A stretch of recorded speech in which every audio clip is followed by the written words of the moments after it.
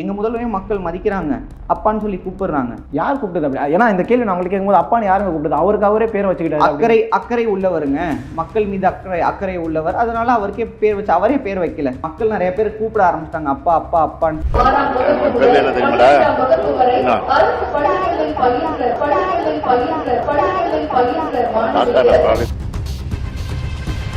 திமுக கழகத்துடைய தலைவர் என்ற தகுதியாக கூட மட்டுமல்ல, பெரியாருடைய பேரன் என்கிற கம்பீரத்தோடு யூகேல உள்ள தமிழ் சங்கம் வந்துட்டு அரேஞ்ச் பண்ணி அந்த நிகழ்வை நடத்தியிருக்காங்க. இது ஆக்ஸ்போர்ட் யூனிவர்சிட்டி அங்கீகரித்து அவங்க அஃபிஷியல் வெப்சைட்லேயும் இதை வந்து பதிவிறக்கம் பண்ணியிருக்காங்க. இப்போ இந்த மாதிரி விமர்சனம்லாம் எப்படி பார்க்குறது? இதெல்லாம் வந்து இவங்களே வாண்டடாக பண்ணுறாங்க, பெருமைக்கு பண்ணுறாங்க.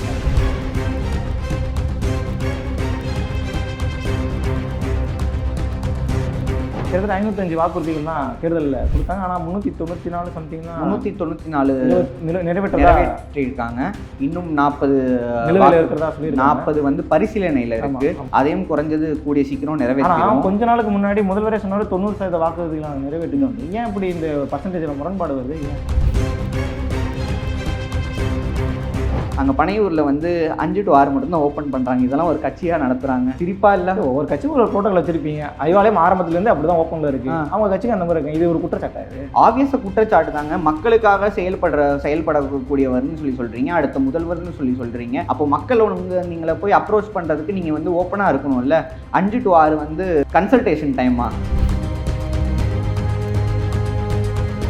இந்த தாட்டி எலெக்ஷன் வந்து தோத்துட்டாருன்னு சொல்லி வைங்களேன், திரும்ப வந்து அவர் 200 கோடி ரூபா 300 கோடி ரூபா ஒரு படத்துக்கு வாங்குறவர். அவர் காசு தான் முக்கியம். ஒரு படமே எடுக்க மாட்டேன், நடிக்க மாட்டேன், இதான் கடைசி படம் சொல்லிட்டு டிக்ளேர் பண்ணிட்டு வந்து டிக்ளேர் பண்ண நீங்களும் விமர்சனம் பண்ணுறீங்க. டிக்ளேர் பண்ண பல பேர் இருக்காங்களே. அவர் வந்து சோஷியல் மீடியா ஃபேம் எதிர்பார்க்கிறார் தவிர காலத்திலும் விஜய் வந்து முதல்வராக வரமாட்டார். அவருக்கு இல்லாத ஃபேமாங்க. அவர் ஏங்க மறுபடியும் ஃபேம் எதிர்பார்க்கணும்? அவர் ஃபேம்ல உள்ளவர் ஃபேம் மட்டும் தாங்க எதிர்பார்ப்பாரு. அவர் ஃபேமோட உச்சத்தில் இருக்காருங்க. அவரு அதான் ஃபேம்ல உள்ளவர் ஃபேம் மட்டும் தான் எதிர்பார்ப்பாரு. அவர் மக்கள் மனதை எப்பயும் வெல்ல முடியாதுங்க. அரசியல் தலைவராக ஏற்றுக்கல. நீங்களும் நானும் வந்து இன்னைக்கு சின்ன பிள்ளையா இருக்கும்போது ஃப்ளைட்டை பார்க்கும்போது வந்து அப்படியே ஆச்சரியத்தோட பார்ப்போம், ஓடி ஓடி போய் பார்ப்போம். அது மாதிரி ஒரு ஆச்சரியம் தான் இவர். அவங்களுக்கு வந்து ஒரு கொள்கையும் இல்லை, அரசியலும் பண்ண தெரியாது. 5 or 10 வருஷமோ எக்ஸ்பீரி ஆகி வந்துட்டு அவங்கள வந்து பாட கட்டிடுவாங்க.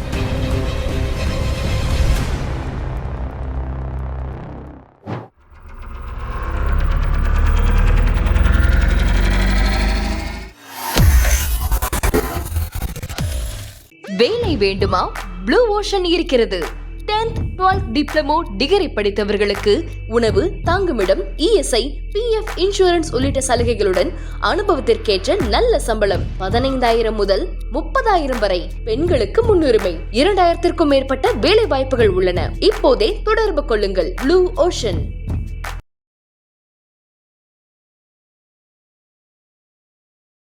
தமிழ் நேயர்களுக்கு வணக்கம். இன்றைய நேர்காணலில் நம்மோடு இணைந்திருக்கிறார் திமுகவினுடைய அயலக அணி நிர்வாகி டாக்டர் காதர் அவர்கள். பல்வேறு அரசியல் நிகழ்வுகள் குறித்து நம்ம பேச இருக்கிறோம். வணக்கம். வணக்கம் முசாமில், எப்படி இருக்கீங்க? அருமையாக இருக்கேன். நீங்கள் எப்படி இருக்கீங்க? நல்லா இருக்கேன். தொடர்ச்சியாக முதல்வர் வந்து வெளிநாட்டு பயணங்களில் இருக்கிறார். முதலீடுகளை ஈர்ப்பதற்காக போயிருந்தார். இப்போ ரீசெண்டாக 2 நாளைக்கு முன்னாடி நினைக்கிறேன், ஆக்ஸ்போர்ட் யூனிவர்சிட்டியில் பெரியாருடைய படத்தை வந்து திறந்து வச்சுருந்தார். அது ஒரு பக்கம் அது மிகப்பெரிய அளவில் வரவேற்பு, பரவாயில்ல ஆக்ஸ்போர்ட் யூனிவர்சிட்டியில் பெரியார் படத்தை திறக்கிறாங்க. இன்னொரு பக்கம் பார்த்தா அது ரொம்ப கேஷுவலான வேலை தாங்க. காசு கொடுத்தா யாராலும் அந்த ரூமை ஹாலை புக் பண்ணி பெரியார் படத்தை திறக்கலாம். இதெல்லாம் பெரிய பூதாகரமாக பேசுகிறாங்க. ஏதோ ஆக்ஸ்போர்ட் யூனிவர்சிட்டியே திறக்க சொன்ன மாதிரி பேசுகிறாங்கன்ற மாதிரிலாம் விமர்சனம் பண்ணுறாங்களே, எப்படி பார்க்குறது? அது அப்படி வந்து பொய்யான கருத்துக்கள் வந்துட்டு முதல்ல வந்துட்டு அவமதிக்கப்படணும்.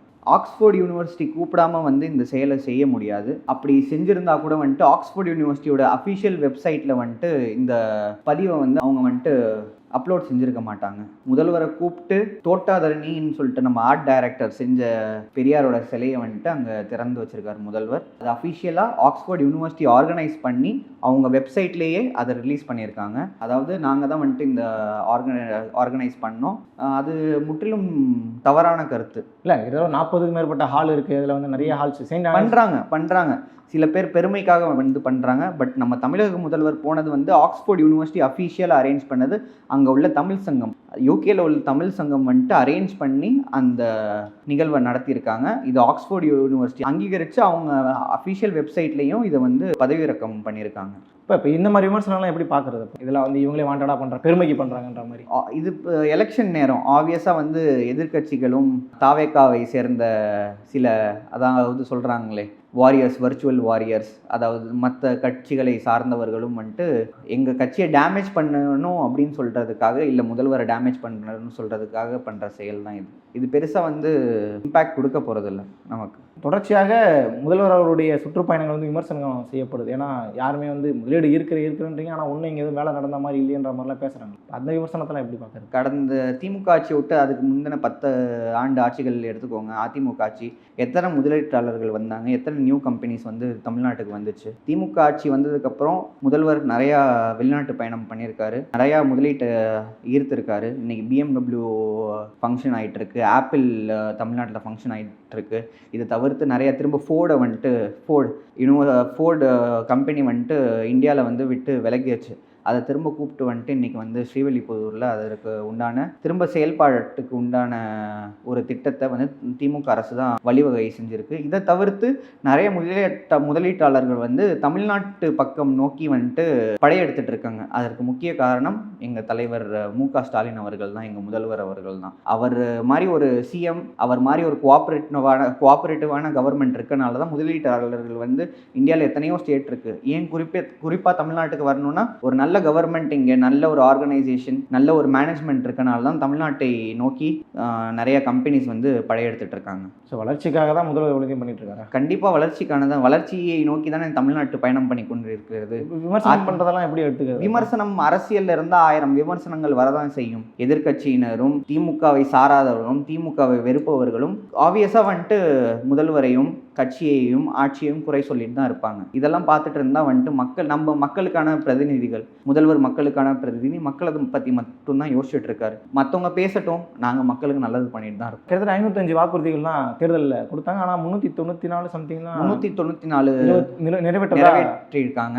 இன்னும் 40 வந்து பரிசீலனையில் இருக்கு. அதையும் குறைஞ்சது கூடிய சீக்கிரம் நிறைவேற்றணும். கொஞ்ச நாளுக்கு முன்னாடி முதல்வரே சொன்னாரு 90% வாக்குறுதிகளை நிறைவேற்றிட்டோம். ஏன் இப்படி இந்த பர்சன்டேஜில் முரண்பாடு வருது? ஏன் 500ல் வந்து உங்களுக்கு 380 390 வாக்குறுதிகள் நிறைவேற்றிருக்கேன். ஆப்வியஸாக 85 to 90% தான் வருது. இன்னும் 10% வாக்குறுதிகள், 10% வாக்குறுதிகளில் 50 வாக்குறுதிகள் வந்து உங்களுக்கு வந்து பரிசீலனையில் இருக்குது. அது குறைஞ்சது இன்னும் ஒரு மாதமோ 2 மாதமோ அந்த வாக்குறுதிகள் நிறைவேற்றப்படும். மிச்ச உள்ள வாக்குறுதிகளும் எலெக்ஷனுக்குள்ளே வந்து நாங்கள் நிறைவேற்றுறதுக்கான சாத்தியக்கூறுகள் அனைத்தும் இருக்குது. இதை தாண்டியும் அடுத்த ஆட்சியும் மக்களுக்கான ஆட்சி, திமுக ஆட்சி தான் தமிழ்நாட்டில் 100% எங்கள் ஆட்சி தான். கண்டிப்பாக அதையும் தாண்டி இந்த எலெக்ஷன் மேனிஃபெஸ்டோ, வரப்போகிற எலெக்ஷன் மேனிஃபெஸ்டோலையும் சேர்த்து அந்த வாக்குறுதிகளை 100% நாங்கள் நிறைவேற்றி காட்டுவோம். இல்லை, இப்போ தொடர்ச்சியாக நிறைவேற்றப்படாத வாக்குறுதிகள்னு சொல்லி ஒரு பட்டியலில் போகிறாங்க. இந்த பழ ஓய்வூதிய திட்டம், ஆசிரியர்களுக்கான திட்டம் சொல்லி நிறைய விஷயங்களை போகிறாங்க. இப்போ தூய்மை பணியாளர் கூட போராட்டம்லாம் நடத்துனாங்க. நிறைய விஷயம் அனைத்து வாக்குறுதிகள் கொடுத்ததையும், அனைத்து துறைகளை சார்ந்த வாக்குறுதிகள் கொடுத்ததையும், முக்கியமான திட்டங்கள் அனைத்தும் நிறைவேற்றப்பட்டிருக்கிறது. மற்ற திட்டங்கள் வந்து பரிசீலனையில் உள்ளது இருக்குது, அதையும் நாங்கள் நிறைவேற்றிடுவோம். கண்டிப்பாக எலெக்ஷனுக்கு முன்னாடி வந்துட்டு 100% சாத்தியக்கூறுகள் இருக்குது. அதை நிறைவேற்றுக்கான வாய்ப்புகளும் நிறையாவே இருக்குது. எங்களுக்கு கண்டிப்பாக நிறைவேற்றும். மக்கள் அதிருப்திலாம் இல்லையா? மக்கள் அதிருப்தியில் இருந்தாங்கன்னா திரும்ப அதிமுக ஆட்சி வந்துட்டு வரும்னு சொல்லி எப்படி நீங்கள் நினைக்கிறீங்க? மக்கள்கிட்ட நீங்கள் கருத்து கணிப்பு எடுத்து பார்த்துக்கோங்க. அதிமுகவில் வந்து ஒரு பலமான தலைவர் இல்லை. அதை இன்னொரு சைடு வந்துட்டு நாங்கள் தான் அடுத்த ஆட்சி, நாங்கள் தான் சிஎம், 234 தொகுதியில் நான் தான் வேட்பாளர் அப்படின்னு சொல்லிட்டு ஒருத்தர் வந்து பகல் கனவு காணிட்டு இருக்காரு. அதெல்லாம் நடக்க போகிறதில்ல. மக்கள் ரொம்ப தெளிவாக இருக்காங்க. மகளிர் உரிமை திட்டம், அது மாதிரி வந்துட்டு ஃப்ரீ பஸ் ஃபார் உமன், இது மாதிரி நிறையா திட்டங்கள் கொடுத்துருக்காங்க தமிழக முதல்வர் அவர்கள். இதெல்லாம் மனசில் மக்கள் வச்சுருக்காங்க. ஓட்டு விழும்போது யார் பக்கம் வந்து மக்கள் இருக்காங்கன்னு சொல்லி கண்டிப்பாக தெரிய வரும். 2026 எழுதி வச்சுக்கலாம். 100% திமுக ஆட்சி தான். 200 இல்லை 234 வெல்லக்கூடிய சாத்தியக்கூறுகளும் திமுக தலைமையுடான. ஆன்டி இன்கம்பன்சின்றது ஒன்று இல்லையா தமிழ்நாடு? புரியலைங்க. ஆன்டி இன்கம்பன்சின்றது ஒன்றும் இல்லையா? இருக்கலாம், சாத்தியக்கூறுகள் இருக்குது. பட் எங்களை பொறுத்த வரைக்கும் நாங்கள் மக்களுக்கு நல்லது செஞ்சுருக்கோம். மக்கள் அதுக்கு உண்டான பிரதிபலனை கொடுப்பாங்க. மக்கள் தீர்ப்பே மகேஷின் தீர்ப்புன்னு சொல்கிற மாதிரி வந்துட்டு நாங்கள் நல்லது செஞ்சுருக்கோம். மக்களுக்கான கெடுதல் கொண்டு வர திட்டங்கள் நாங்கள் எதுவுமே பண்ணலை.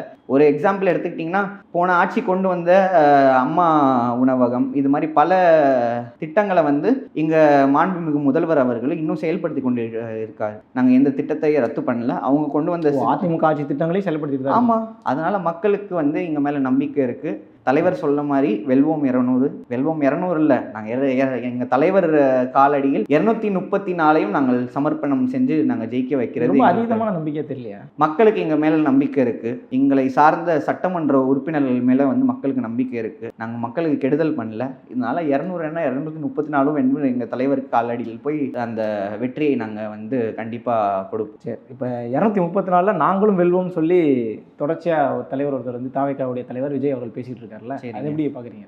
இது வந்து ஒரு சிறுப்புல விளையாட்டு மாதிரி தான் இருக்குது. அவர் சொல்கிறாரு, மதுரை மேற்குலையும் நான் தான் வேட்பாளர், மதுரை கிழக்குலையும் நான் தான் வேட்பாளர், அதே மாதிரி 234 தொகுதியிலும் நான் தான் வேட்பாளர். நிற்க சொல்லுங்களேன், ஏதாச்சும் ஒரு தொகுதியிலாச்சும் அவர் டெபாசிட் வாங்குறாரா அப்படின்னு சொல்லி பார்க்குறோம். அவர் நிற்கக்கூடிய அவர் சொந்த தொகுதியில் எந்த தொகுதியில் நிற்க போகிறாரா அப்படின்னு சொல்லி அந்த தொகுதியிலேயே வந்துட்டு எங்கள் பலமான வேட்பாளர் நாங்கள் வந்து அவரை தோல்வியடைய செய்வோம். கண்டிப்பாக தோல்வியடைய செய்வோம். மக்கள் வந்து தமிழ்நாட்டு மக்கள் வந்து காமராஜர் அதுக்கப்புறம் சிவாஜி கணேசனையே தோக்கடித்த மக்கள் வந்து விஜயை தோக்கடிக்க மாட்டாங்களா? மக்கள் ரொம்ப தெளிவான மக்கள். யார் நல்லது பண்ணுறாங்களோ அவங்களுக்கு மட்டும்தான் வந்துட்டு ஓட்டு போடுவாங்க. மாநாடு பார்த்தீங்களா? விஜய் மாநாடு பார்த்தீங்களா? கூட்டத்தை பார்த்தீங்களா? பார்த்தேன்.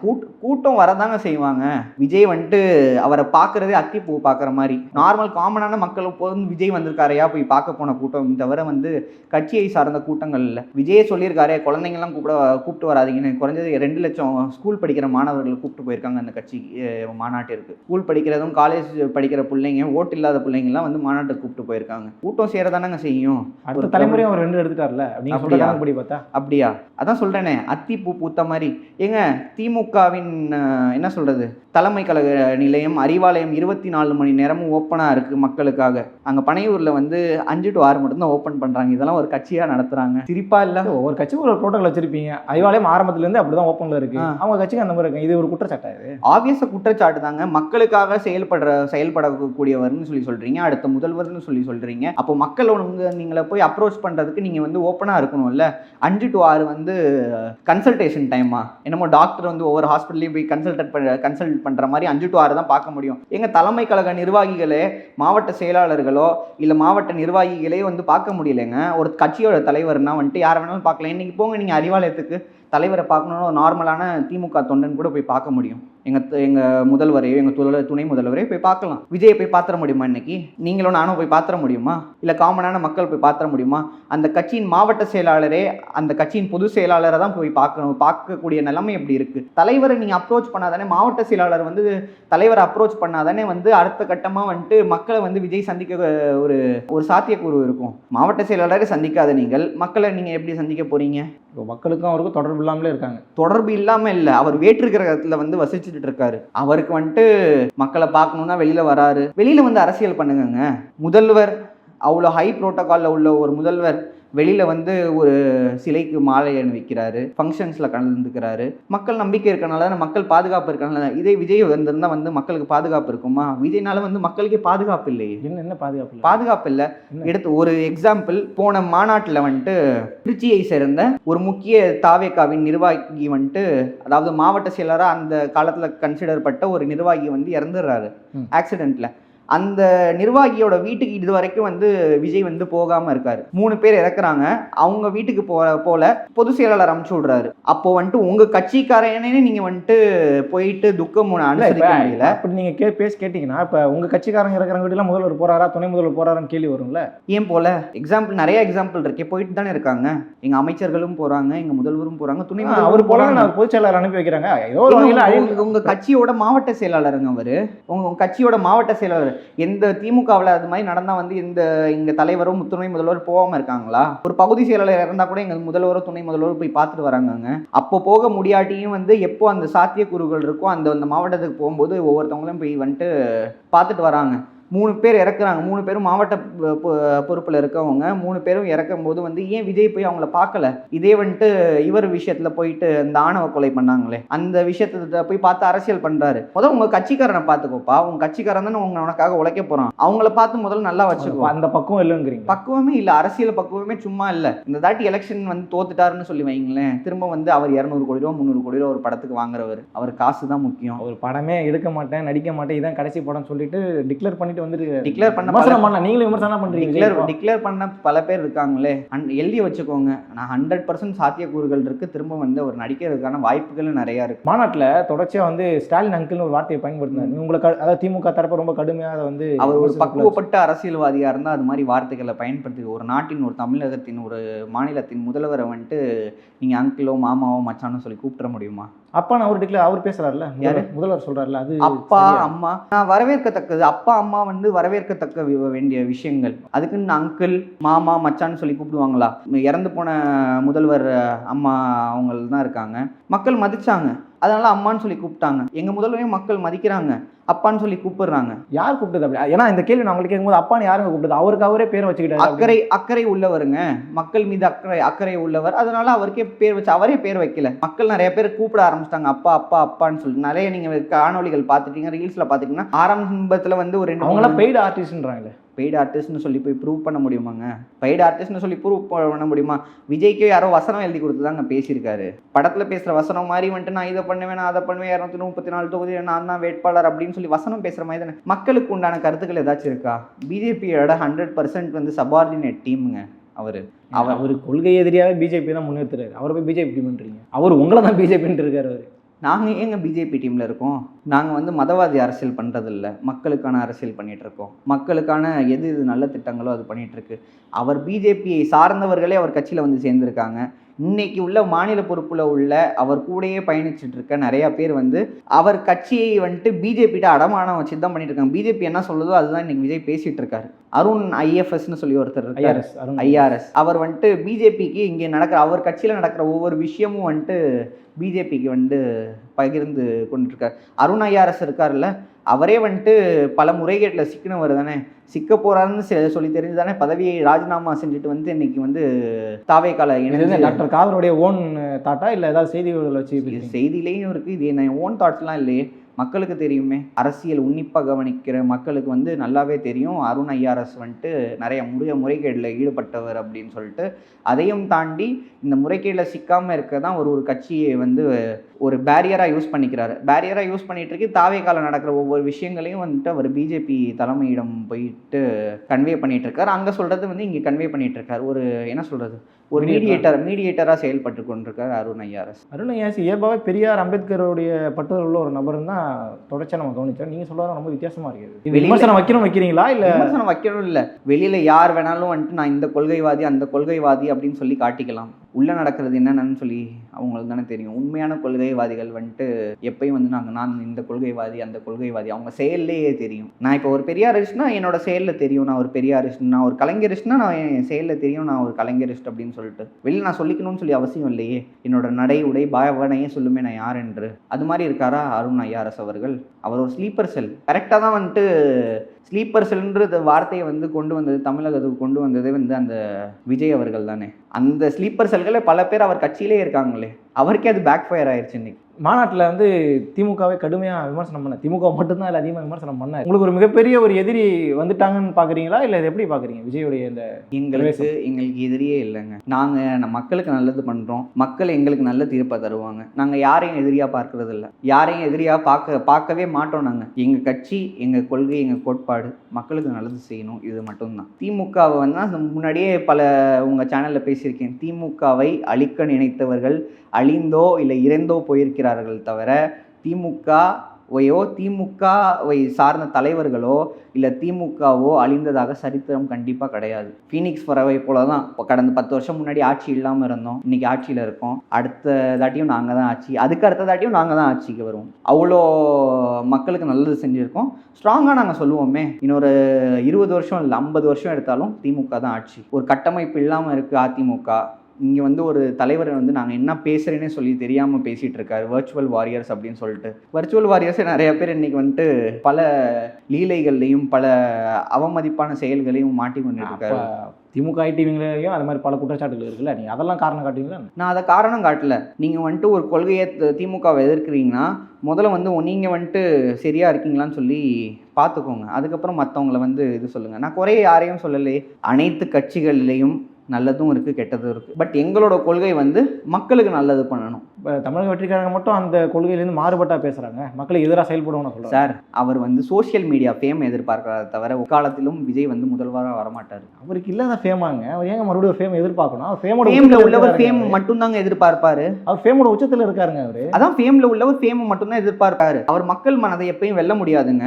மக்கள் முடியாது, அரசியல் களத்தில் எப்பயும் வந்து வெல்ல முடியாது. ஃபேமை எதிர்பார்க்குறவர் 250 கோடி ரூபா காசெல்லாம் விட்டுட்டு இங்கே அரசியல் வந்து சார், நான் தான் திரும்ப சொல்கிறேனே, இந்த ஒரு வரக்கூடிய எலெக்ஷன்லேயே வந்து அவரோட நிலைப்பாடு எதுவாச்சும் தெரியும். ஒருத்தர் நடிச்சிட்டு இருக்கவரை வந்துட்டு 100% வந்துட்டு வெளியில் வந்துட்டு அதை கொண்டு வர விஷயம் கிடையாது. தோத்துட்டாருன்னா திரும்ப வந்து மீடியா பக்கமே அவர் திரும்புறதுக்கான வாய்ப்புகள் இருக்குது. எழுதி வச்சுக்கோங்க சார். தாவேக்கான்ற ஒரு கட்சி 5 வருஷமோ 10 வருஷத்துக்கு அப்புறம் இருக்காது. கமலஹாசன் நீங்கள் அப்படியே உள்ளே இழுத்த மாதிரி இழுத்துருவீங்களா அவரோட? நாங்கள் கமலஹாசன்லாம் நாங்கள் உள்ளே இழுக்கலையே. எங்கள் கொள்கை கோட்பாடை பிடிச்சிட்டு எங்கள் கூட கூட்டணியில் இருக்காரு. உங்களுக்கு எதிராக தான் வந்தார் அவர். எதிராக இருக்கட்டும், அது அப்படிப்பட்டவரை எங்களை எதிர்க்காக வந்தவரை இன்னைக்கு எங்கள் கொள்கை கோட்பாடை பிடிச்சி எங்கள் கூட்டணியில் இணைஞ்சிருக்காருன்னா அப்போ திமுக நீங்கள் எவ்வளோ கண்ட்ரோல் பண்ணியிருப்பீங்க கமலை? நாங்கள் கண்ட்ரோல் பண்ணலங்க. நீங்கள் பண்ணலையா? எங்கள் அதான் சொல்கிறேன், எங்கள் கொள்கை எங்கள் கோட்பாடு அதெல்லாம் பிடிச்சிட்டு தான் எங்கள் கூட்டணியை வந்து இன்னைக்கு இணைஞ்சிருக்காரு. தாவேக்கும் சேம். நீங்கள் என்ன திராவிடத்தை பேசுறீங்க அதே தான் பேசுகிறாங்க. நீங்கள் பேசுகிற பெரியார் தான் அவங்க கையில் எடுத்து பேசிகிட்டு இருக்காங்க. உங்களுக்கு கொள்கை அடிப்படையில் எந்த எதிரி? நீங்கள் கொள்கை எதிரியே கிடையாது, நீங்கள் அரசியல் எதிரி மட்டும் தானே. யாரு? தாவேக்கா. எங்களுக்கு ஆமாம் ஆமாம், அரசியல் எதிராக நாங்கள் இல்லைன்னே சொல்லலையே. அதான் சொல்கிறேனே, அவங்களுக்கு வந்து ஒரு கொள்கையும் இல்லை, அரசியலும் பண்ண தெரியாது. 5-10 வருஷமோ எக்ஸ்பைரி ஆகி வந்துட்டு அவங்கள வந்து பாட கட்டிடுவாங்க. முதல்வர்கிட்ட கேள்வி கேட்குறாங்க, மாநாட்டை பற்றி, தாவேக்கா மாநாட்டை பற்றி கேள்வி கேட்குறாங்க. முதல்வர் வந்து அதை பதில் சொல்லாமல் கடந்து போகிறாருன்னா பயமா? பயம்லாம் இல்லை. அரசியல் யார் வேணாலும் பண்ணலாம். ஒரு கோமாளி வந்துட்டு ஹீரோ வந்து அடித்தா வந்து மக்கள் ஏற்றுப்பாங்களா? கோமாளி வந்துட்டு கோமாளியாக தான் இருக்கணும் படத்தில். கோமாளிக்கு வந்து ஒரு எமோஷனல் கேரக்டரோ. விஜய் வந்து அரசியல் வரக்கூடாதுன்னு சொல்ல வரீங்களா? இல்லை முதல்வராக தகுதியில்ன்றீங்க? அவர் ஒரு கோமாளி அரசியல்வாதி, அவ்வளோதான். பேச மட்டும்தான் முடியும் தவிர வந்துட்டு செயலில் எதுவுமே பண்ண முடியாது. ஒருவேளை விஜய் அவர்களுடைய தந்தையார் வந்து முதல்வர் மாதிரி ஒரு பெரிய பொசிஷனில் இருந்திருந்தாருன்னா அவர் வந்துட்டு போகிறோம் வாய்ப்பே இல்லை. உதயநிதி அவர்களை வந்து குரூம் பண்ணாமல் இவரையும் குரூம் பண்ணியிருந்தா அவரால் முதல் கேண்டிடேட்டாக மாறி இருப்பாரோ? இருக்கலாம். வாரிசாக இருந்தால் அதான் கரெக்ட் அப்படின்றீங்க? அப்படியெல்லாம் சொல்லலையே. அரசியல் வந்து பக்குவம் பண்ணணும் அப்படின்னு சொல்ல வரேன். இன்னும் பக்குவம் அடையலன்றீங்க? ஆமாம், பக்குவம் அடையாத அரசியல்வாதி தான் விஜய். இன்னைக்கு 2026 நாங்கள் நீங்கள் சொன்னது போல் 234 தொகுதியில் என்னுடைய முகம் தான் பிராண்டுங்கிற மாதிரி அவர் பதிவு பண்ணுறாரு. அவர் ஆல்ரெடி ஒரு பெரிய மாஸ் க்ரௌடு இருக்குது. இதையெல்லாம் தாண்டி திமுக ஜெயிக்குமா அதிமுக நிலைக்குமாங்கிற அளவுக்கு டிபேட். ஏன்னா பல அரசியல் நான் சொல்லிடுறேன், பல அரசியல் விமர்சகர்கள் தொடர்ச்சியாக சொல்லிட்டு இருக்காங்க, வர தாவேக்கா வந்ததுலேருந்து திமுகவுக்கு ஒரு அச்சம் வந்துருச்சு. வரக்கூடிய செப்டம்பர் 17ஆம் தேதி திமுகவின் 30 விழா இருக்குது, கரூரில் நடக்குது. அதில் எங்கள் கூட்டத்தை பார்த்துட்டு அதுக்கப்புறம் நீங்கள் சொல்லுங்கள் யாருக்கு கூட்டம் இருக்குது. நீங்கள் கூட்டம் உண்மையான கூட்டம் யாருக்கு இருக்குது? நாங்கள் காசெல்லாம் கொடுத்து கூப்பிட்டு வரலங்க. உண்மையான கொள்கைவாதிகள் வராங்க. விஜய் வந்துட்டு அவர் ஒரு ஃபேம், சரியா? வெளியில் எப்பயாச்சும் தான் சொல்கிறேன், திரும்ப திரும்ப சொல்கிறேன், அத்தி பூத்த பூ மாதிரி வந்து வருவார். இப்போ இதே வந்து சூப்பர் ஸ்டார் ரஜினிகாந்த் வந்தாருன்னா நீங்களும் நானும் இன்னைக்கு ஓடி போய் பார்க்க மாட்டோமா? அந்த மாதிரி பார்க்குறாங்க. அப்படி தான் பார்க்குறாங்க. அரசியல் தலைவராக ஏற்றுக்கல. இப்போ நீங்களும் நானும் வந்துட்டு நீங்களும் நானும் வந்துட்டு இன்னைக்கு சின்ன பிள்ளையா இருக்கும்போது ஃப்ளைட்டை பார்க்கும்போது வந்து அப்படியே ஆச்சரியத்தோட பார்ப்போம், ஓடி ஓடி போய் பார்ப்போம். அது மாதிரி ஒரு ஆச்சரியம் தான் இவர். அரசியல் ஆச்சரியம் இல்லை, ஆச்சரியம். அத்திப்பூத்த பூ தான். 12 வருஷத்துக்கு ஒரு தாட்டி வந்து அத்திப்பூ எப்படி பூக்குமோ அது மாதிரி அத்தி பூக்கிற மாதிரி வந்தவர் ஆச்சரியமாக தான் பார்ப்பாங்க. என்னடா இன்னைக்கு வெளியில் வந்திருக்காருன்னு சொல்லி கூட்டம் கூட தான் செய்யும். இது ரொம்ப குறைச்சி மதிப்பிடுறீங்களா விஜய்? நாங்கள் குறைச்செல்லாம் மதிப்பிடலைங்க. எங்கள் மேலே உள்ள நம்பிக்கை, மக்கள் எங்கள் மேலே உள்ள வச்சிருக்க நம்பிக்கை திமுகவை திரும்ப ஆட்சியில் அமர வைக்கும் 2026. இறுதியாக இந்த கேள்வி நிறைவு செய்கிறேன். தாவேக்காவனுடைய, ஏன்னா இப்போ அடுத்து யாரோட கூட்டணி அமைக்க போகிறாங்களான்னு தெரியல, அரசியல் களம் நாளுக்கு நாள் மாறிக்கிட்டே இருக்குது. நேற்று செங்கோட்டையன் அதிமுகவில் வந்து ஒற்றுமையாக இருந்தால் நீ பார்த்தா ஒரு பிரச்சனை நீங்கள் கவனிச்சிருப்பீங்கன்னு நினைக்கிறேன். இப்போ இந்த மாதிரியான கூட்டணி பேச்சுகள்லாம் நடக்கும்போது ஒரு கட்டத்தில் எப்படியும் எதிரணியெல்லாம் நிற்க போகிறாங்கன்றது முடிவாயிடுச்சு, திமுகவும் தாவேக்காவும். அந்த டைமில் வெற்றி யாருக்கு சாத்தியமாகும்னு நினைக்கிறீங்க? எதுவாக இருந்தாலும் திரும்ப திமுக ஆட்சி தான். எழுதி வச்சுக்கோங்க, திமுக ஆட்சி தான். யார் கூட கூட்டணி சேர்ந்தாலும் திமுக ஆட்சி தான். இது வந்து மாற்றம் இல்லை, மாற்று கருத்தும் இல்லை. மக்கள் தீர்ப்பு திரும்ப வந்துட்டு திமுக ஆட்சிக்கு வரணும் அப்படின்னு சொல்லிட்டு இருக்காங்க. மக்களோட மனநிலையும் அதுதான் இருக்குது. உங்களுடன் ஸ்டாலின் நிறையா திட்டங்கள் இருக்குது. அதில் வந்து மக்கள் கூடுற கூட்டத்திலே நிறைய வரவேற்பு இருக்குது. திமுகவின் ஆட்சி தான் திரும்ப வந்து தமிழகத்தில் அமையும். 200ல் 234 தொகுதியும் எங்கள் தலைவர்கிட்ட போய் நாங்கள் சமர்ப்பணம் பண்ணுவோம் வெற்றியோட. பல்வேறு செய்திகளை பகிர்ந்துருக்கீங்க. நீங்கள் சொன்னது போல் களம் உங்களுக்கானதா இல்லை யாருக்கானதுங்கிறத பொறுத்திருந்து பார்க்கலாம். அடுத்தடுத்த அமர்வுகள் இன்னும் கூடுதலாக பல தகவல்கள் பேசுவோம். கண்டிப்பாக. நன்றி. நன்றி. ஓகே.